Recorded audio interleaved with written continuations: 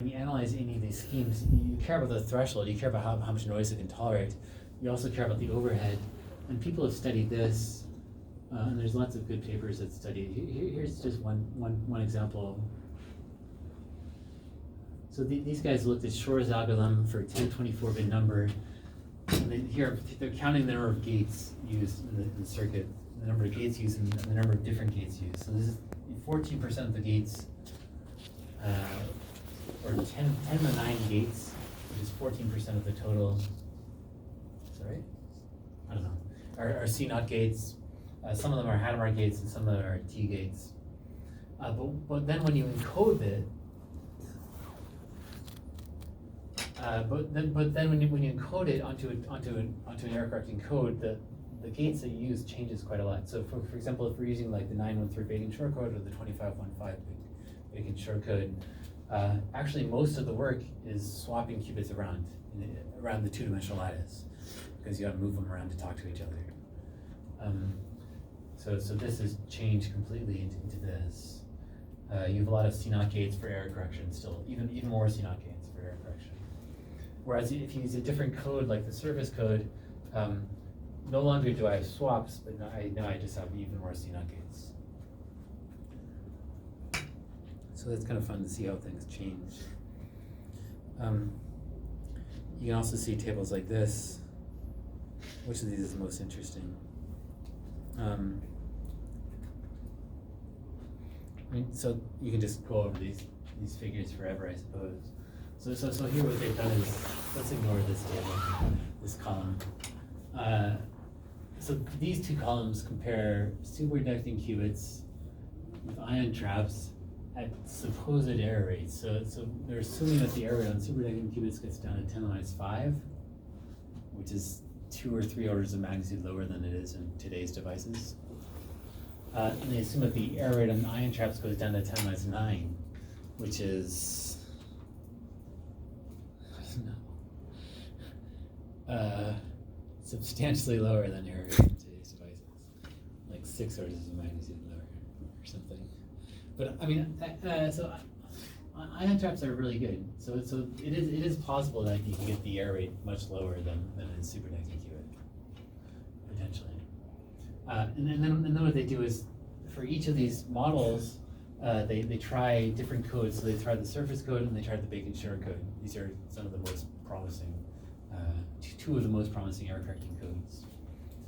And then they show, for example, that the surface code, these are the numbers they get to do factoring Shor's algorithm. So it takes 11 hours versus 2 years. Here it's 5 years versus 58 days with the Bacon-Shor code.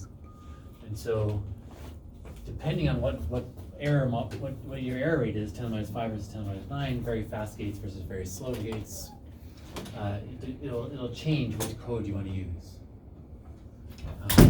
That's one simple conclusion from this. But they also count things like the number of physical qubits that you need in order to do this. So 10 to the 7, 10 to the 8, 10 to the 12, 10 to the 5. Right, so the Bacon-Shor code it's not looking good for superconducting qubits. Yeah. Don't you need more qubits for higher error rates? What, is there a contradiction, or what do you?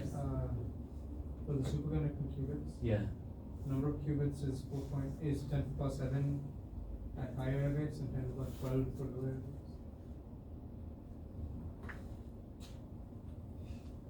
You're saying this versus this? No. This versus this? Yes. Oh no, so the error rate's the same. These are both the same error rate. It's just the code is different. So we're changing the fault scheme. Yeah, so I think, so what's got to happen here is, the reason this number is so large, it must be that they had to take I think it's a distance 5 Bacon-Shor code, did it say? I think they take basically you're going to need like 2 or 3 levels of concatenation here, and each level of concatenation blows you up by a factor of 25. That's got to be what's happening. So actually, like, even a slight change in the error rate, if it means you need a whole other level of concatenation, it's going to blow up your overhead, even though the error rate has changed just a small amount. That's probably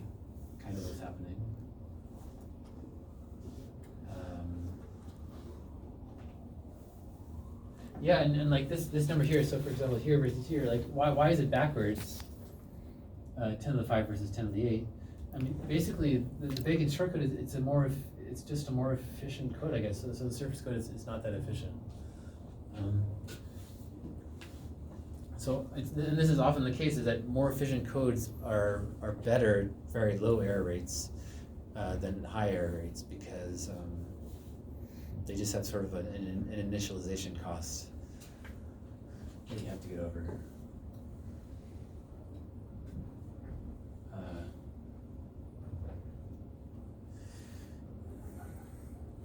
Okay. I don't know. So sorry, I could talk about that forever. Let's not. Let me. I wanted to get to this today, so let me try to get to it. Let me explain the surface code. We only have a couple minutes, but I think that's enough time to explain the surface code. Give you some intuition for it at least.